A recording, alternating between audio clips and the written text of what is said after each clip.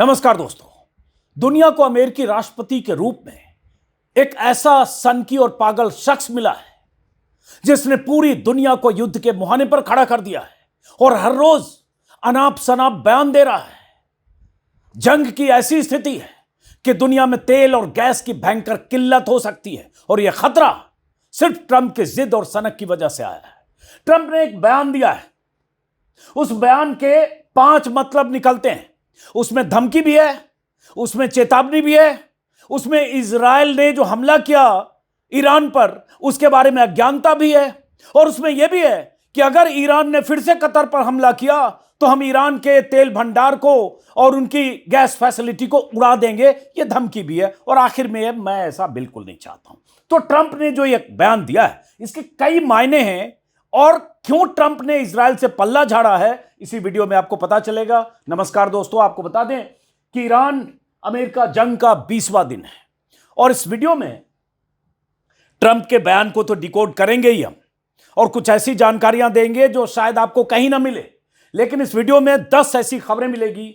आप गौर से देखते जाइए। ईरान के गैस फील्ड पर इजराइल का हमला, इसका मतलब क्या है? कतर एनर्जी प्लांट पर ईरान ने बड़ा हमला किया, इसका मतलब क्या है? और इसे ट्रंप क्यों बौखलाए? गैस फील्ड पर हमलों से दुनिया भर में बेचैनी क्यों हो गई है? ट्रंप ने इजराइल के इस हमले से पल्ला क्यों झाड़ा है? ट्रंप ने ईरान के गैस फील्ड को उड़ाने की धमकी क्यों दी है? कतर ने ईरान के अधिकारियों को क्यों निकाला? कुवैत के अमेरिकी बेस पर ईरान का बड़ा हमला हुआ है, खून की हर बूंद का हिसाब होगा, मुस्तफा खामेनी ने क्यों कहा है? वाशिंगटन में ड्रोन, अमेरिका में हड़कंप। क्या अमेरिकी मंत्रियों को ड्रोन से खतरा है? ड्रोन अटैक से वाशिंगटन में हाईली सिक्योर्ड जोन में पेंटागन ने युद्ध के लिए मांगे $200 अरब। ऐसी तमाम खबरें इस वीडियो में आपको दिखेंगी, लेकिन सिलसिलेवार ढंग से जरा समझते हैं और ट्रंप के उस बयान के मायने। अमेरिका क्यों परेशान बेचैन हो गया कि इजराइल से पल्ला झाड़कर एक तरह से अपनी दूरी भी बना रहा है और साथ में ईरान को बड़ी धमकी भी दे रहा है। तो सबसे पहले गैस फील्ड पर हमले से बौखलाया ईरान। हुआ यह कि इजराइल ने ईरान के साउथ पार्स गैस फील्ड पर एयर स्ट्राइक की, और यह हमला युद्ध के दौरान सबसे बड़ा एनर्जी एस्टैब्लिशमेंट पर टारगेट है और सबसे बड़ा जो नेचुरल गैस फील्ड है उस पर हमला है। इसकी तस्वीरें आई स्क्रीन पर, आपको दिखाएं।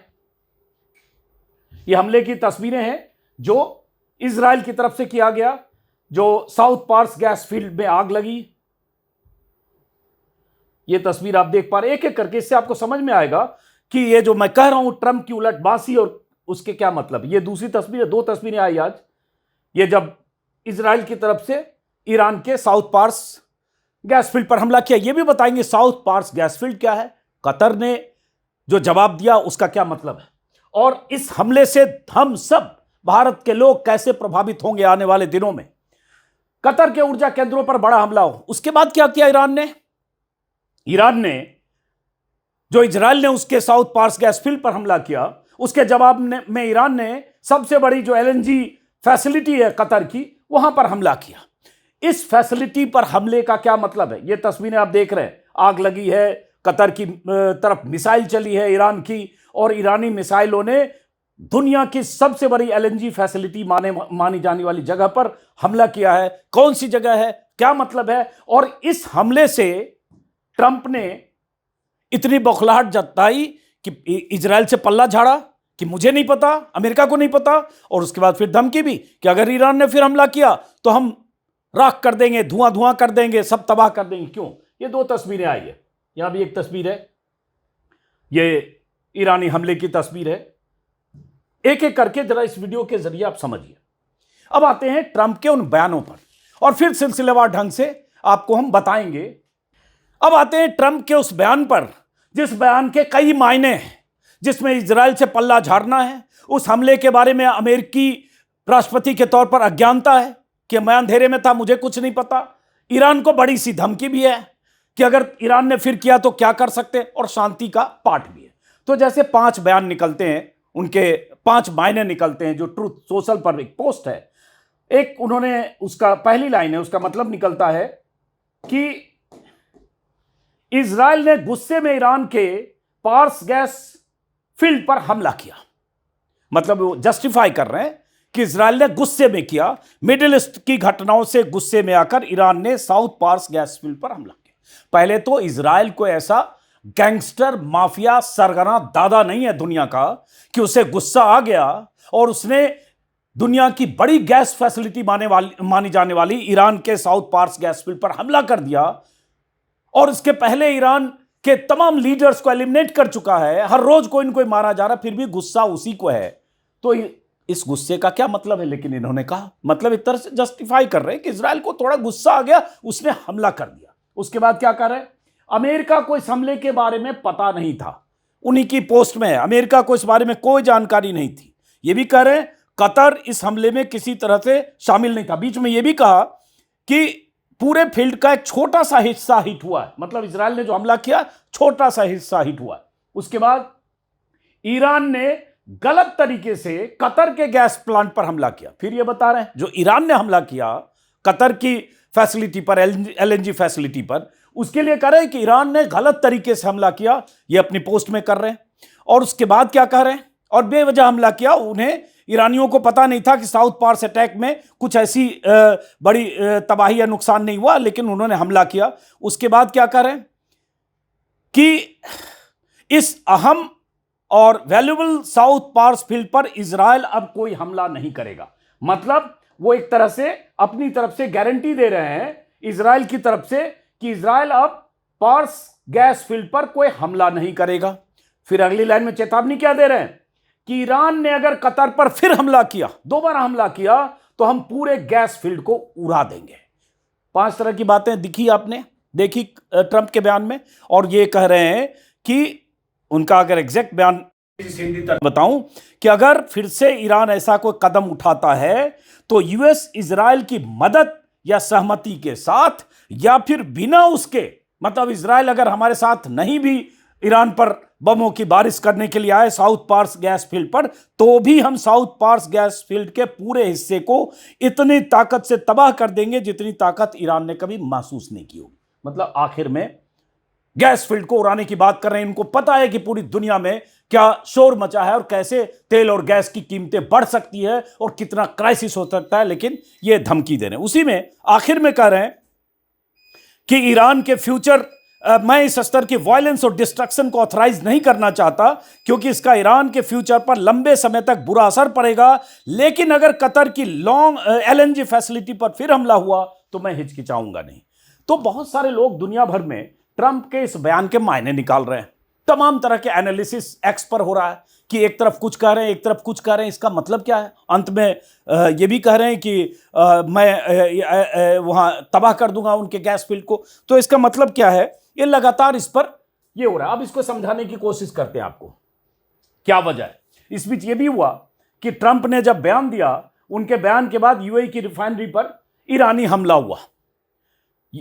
आरामको पर हमला पहले ईरान की तरफ से हो चुका था और भी कई बार हुआ। आज पता चला कि सेमरेफ कोई रिफाइनरी है, उस पर ईरान का हमला हुआ। ये रिफाइनरी सऊदी आरामको और एक्सॉन मोबिल अमेरिकी तेल कंपनी का ज्वाइंट वेंचर। अब यहीं से आप समझना शुरू कीजिए, यहीं से छिलके उतरेंगे कि जब सऊदी या कतर के गैस या रिफाइनरी पर, गैस फैसिलिटी या रिफाइनरी पर हमला हो रहा है तो अमेरिका को क्यों जख्म हो रहा है, अमेरिका क्यों बेचैन हो रहा है, इसको समझिए। जैसे ये हमले की तस्वीर आई ईरान की तरफ से ट्रंप के बयान के बाद।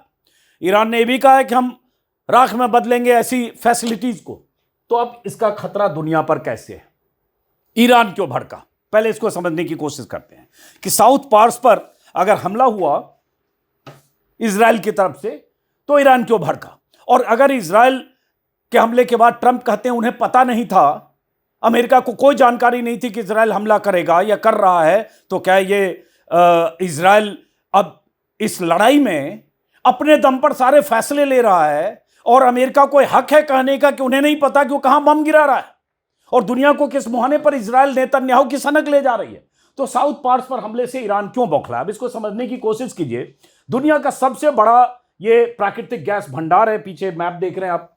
कतर का हिस्सा, इसमें एक इंटरेस्टिंग चीज है कि कतर के हिस्से को, ये देखिए अगर इसको ऐसे दिखाएं हम, ये हिस्सा है, इसमें एक हिस्सा कतर के पास है और एक हिस्सा, इधर का हिस्सा ये हिस्सा ईरान के पास है। ईरान के हिस्से को कहा जाता है साउथ पार्स, कतर के हिस्से को कहा जाता है नॉर्थ डोम, ये पर्सियन गल्फ है और ये मैरीटाइम बॉर्डर है और ये रास लफान है। ये जो ईरान की तरफ से हमला हुआ है उसमें रास लफान पर भी हमला हुआ है। जो दागे गए हैं ईरान के गोले या मिसाइलें वो रास लफान पर दागे गए हैं, यही हमला हुआ है, मतलब इस हिस्से में जो कतर का हिस्सा है।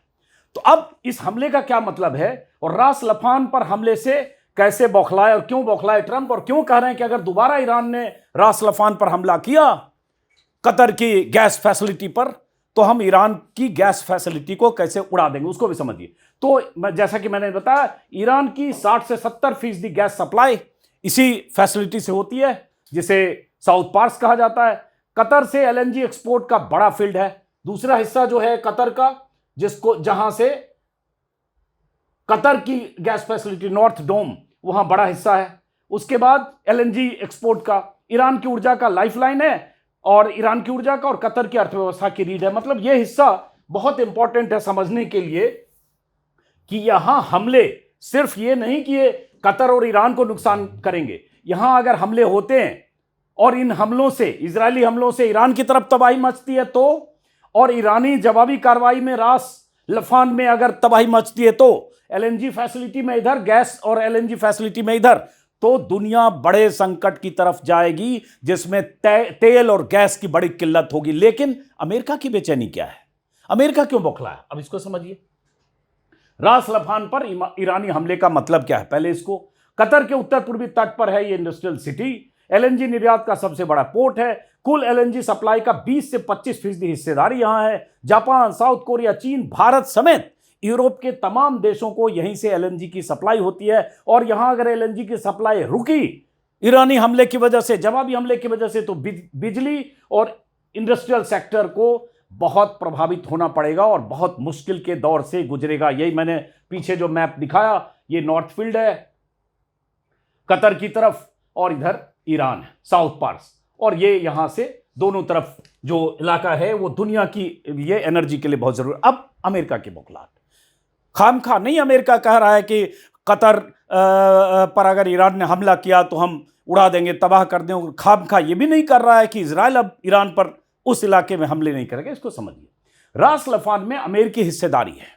ये जो जहां तेल और एलएनजी और गैस का काम हो रहा है, एलएनजी खास तौर से, वहां अमेरिकी कंपनियों की हिस्सेदारी है। मैं ये देख रहा हूं कि इसमें एक्सॉन मोबिल, उसके बाद सेवरॉन और उसके बाद फिलिप्स 66, ऐसी कई अमेरिकी कंपनियां हैं जिनकी 25 से 30% तक यहां हिस्सेदारी है। 25 से 30% तक हिस्सेदारी।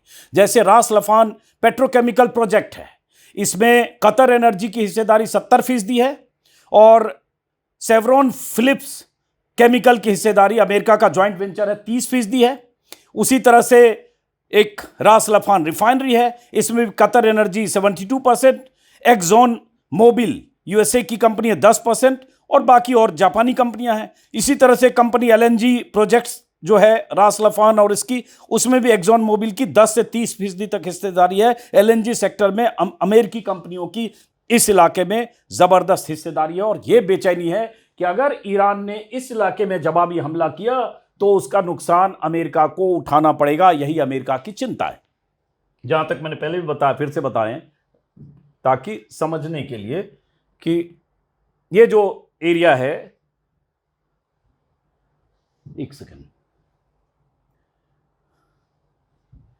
ये जो रास लफान इलाका जहां हमला किया है, यहां गैस और एनर्जी का इतना प्रोडक्शन होता है कि अगर यहां ईरानी हमले से जो खबर आ रही है कि वहां एलएनजी गैस का प्रोडक्शन रुका है, बहुत ज्यादा डैमेज हुआ है, ये कतर की तरफ से कहा गया है। और अगर ये डैमेज होता है टेम्पररी, इसको लंबे समय तक रोका जाता है, तो चूंकि यहां से दुनिया भर में जो गैस की सप्लाई होती है उसकी 25% लगभग यहीं से होती है, इसलिए दुनिया भर में इसकी गैस की किल्लत झेलनी पड़ सकती है। तो ये है, और प्लस अमेरिका की हिस्सेदारी। अब चूंकि ईरान बार बार कहता रहा है कि अगर वेस्ट एशिया के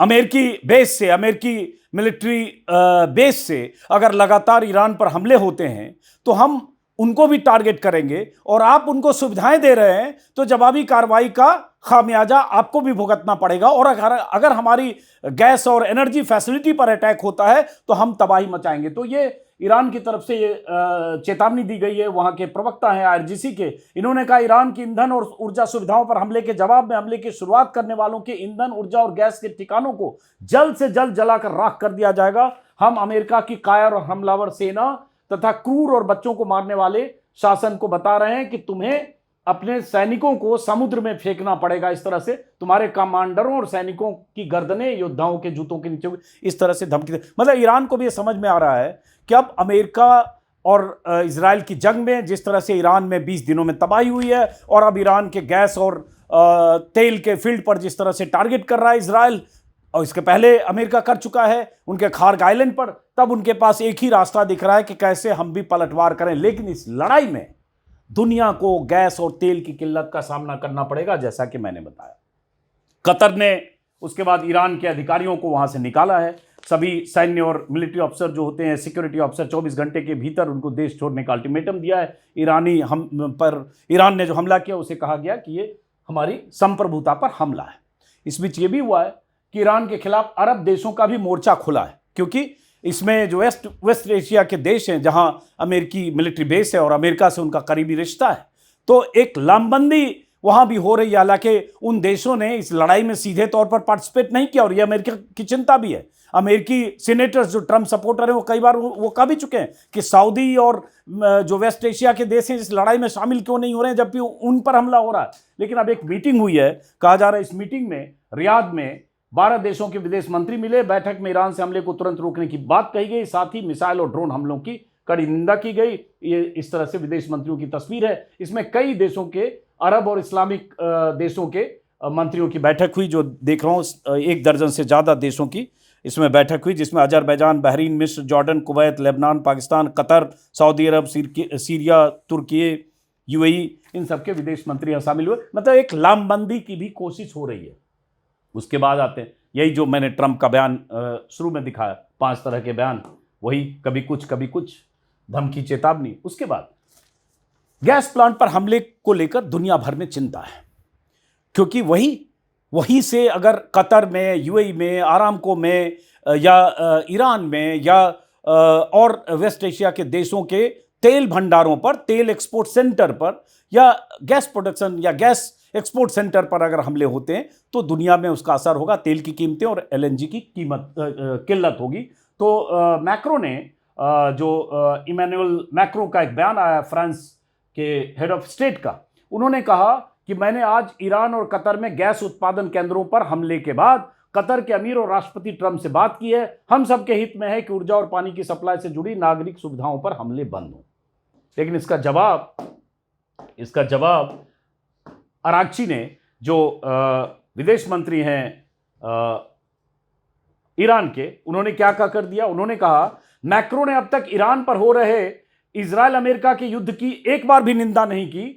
जब इजराइल ने तेहरान में ईंधन भंडार को उड़ा दिया और लाखों लोगों को जहरीली गैसों के खतरे में डाल दिया, तब भी उन्होंने कुछ नहीं कहा। अब वो चिंता जता रहे हैं, क्योंकि अभी 1 हफ्ते पहले ही हुआ था जब तेहरान में इनके तेल भंडार को हमले में उड़ा दिया गया था। बड़ी तबाही हुई थी। तेहरान की सड़कों पर कई किलोमीटर तक लाखों गैलन तेल सड़कों पर बह रहे थे और आग लगी थी। वहां बहुत तरह के खतरे हैं लोगों के जीवन पर, और लगता है या कहा जा रहा है, बहुत एक्सपर्ट करें कि इसका असर आने वाले काफी दिनों तक, महीनों तक रहेगा, जिस तरह से वहां आग लगी।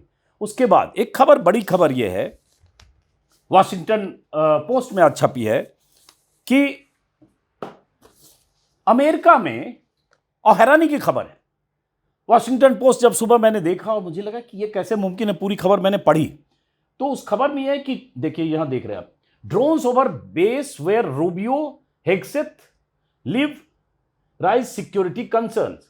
वो इलाके अमेरिका में, वीआईपी इलाके, हाई सिक्योरिटी के इलाके, मिलिट्री बेस जहां हैं, जहां उनके 2 मिनिस्टर्स, मतलब विदेश मंत्री मार्को रूबियो, रक्षा मंत्री पीट हेग्सेथ जहां रहते हैं, उस इलाके में ड्रोन उड़ते देखे गए। अब सोचिए जरा, वहां ड्रोन कैसे पहुंचे होंगे।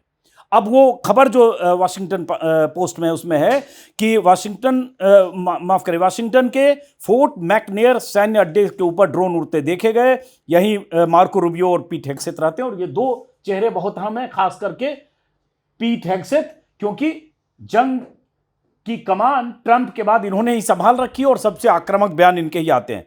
यही ड्रोन कहां से आया इसके बारे में पता नहीं चला है, लेकिन अमेरिका और इजराइल के ईरान के हमलों के बाद इस तरह के ड्रोन देखे जाने से वहां एक तनाव पैदा हुआ है, सिक्योरिटी कड़ी की गई है, सेना संभावित खतरों पर निगरानी रख रही है। यह भी खबर है कि पिछले 10 दिनों में एक ही रात कई ड्रोन दिखे। इसके बाद सुरक्षा बढ़ाई गई है, व्हाइट हाउस में मीटिंग हुई है।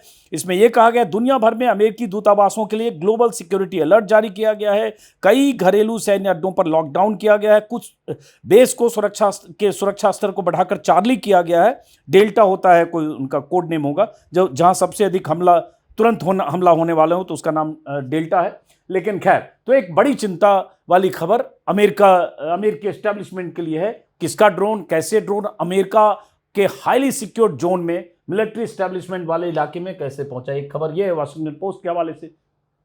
मुस्तफा खामेनेई जो नए सुप्रीम लीडर हैं, उनका बयान आया है ट्विटर पर।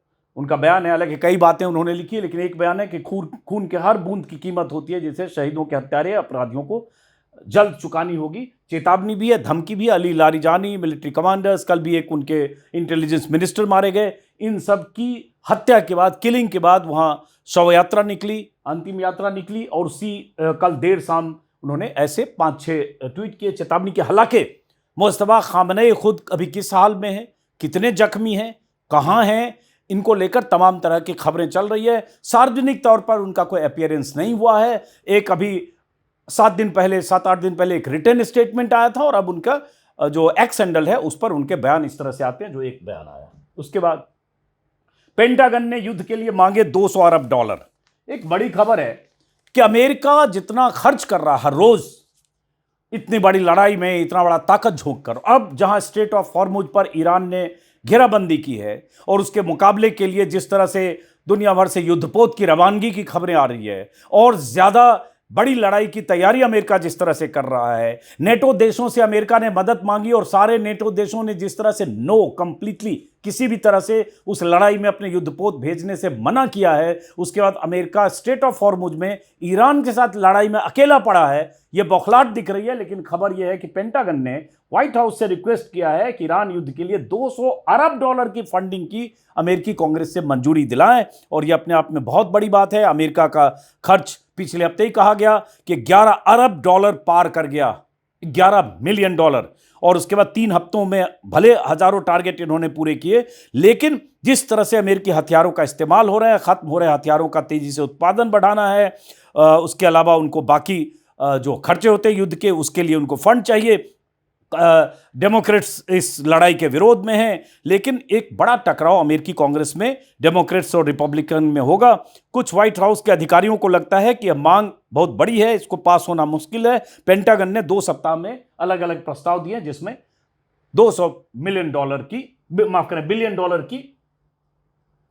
के अप्रूवल की बात है। उसके बाद अरागची का एक बयान आया है कि यह लड़ाई अभी सिर्फ 3 हफ्ते पुरानी है।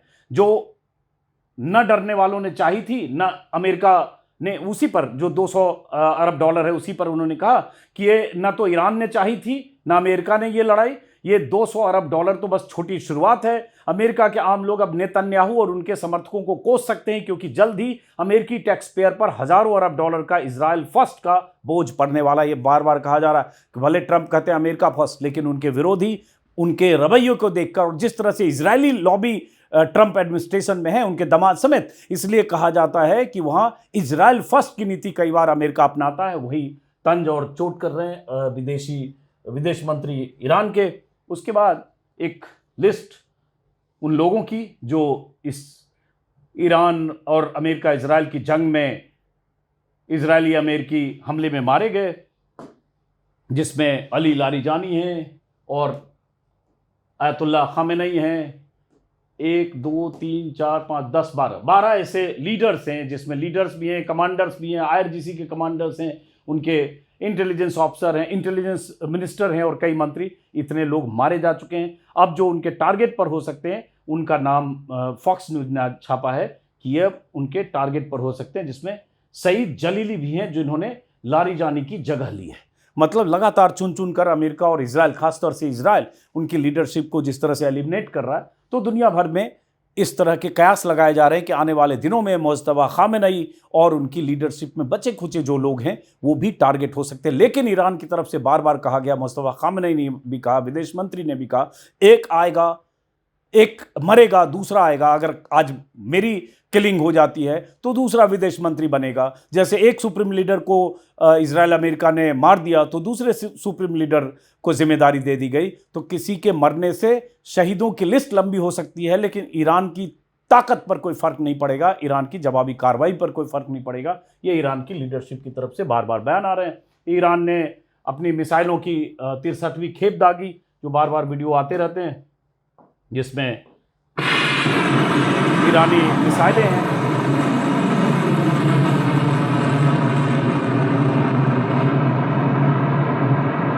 अब इन मिसाइलों से इजराइल की तरफ कितनी तबाही हो रही है, इसकी बहुत सीधी तस्वीर नहीं आ रही है। कुछ बिल्डिंग्स, स्टेशन या इमारतों के ढहने या खंडहर बनने की तस्वीरें हैं, लेकिन ऐसे मुकम्मल तस्वीर नहीं आ रही है। ईरान की तरफ से कहा जा रहा है हम लगातार तरह तरह की मिसाइलें दाग रहे हैं, बैलिस्टिक मिसाइलें, सुपरसोनिक मिसाइलें, लेकिन इजराइल से वो खबर नहीं मिल रही है कि उसका नुकसान कितना बड़ा है, जिस तरह से ईरान से खबरें आ रही है। एक ये भी है कि इंटरसेप्टर से बहुत सारी मिसाइलों को गिराया भी जा रहा है, 90%, 95% मिसाइल, लेकिन तबाही की तस्वीरें वेस्ट एशिया के देशों से बहुत ज़्यादा आई है। इजराइल में भी हुई है, कितनी इसके नंबर्स नहीं है। एक ही रात में ईरान ने 9 देशों पर मिसाइल से हमले किए। ये ईरान अपने सुप्रीम लीडर की हत्या के बाद या दर्जनों नेताओं, कमांडर्स की हत्या के बाद भी ईरान चुप नहीं है, चूक नहीं रहा है और लगातार ऐसे जवाबी हमले कर रहा है, जवाबी कार्रवाई कर रहा है। वापस ट्रंप साहब पर आते हैं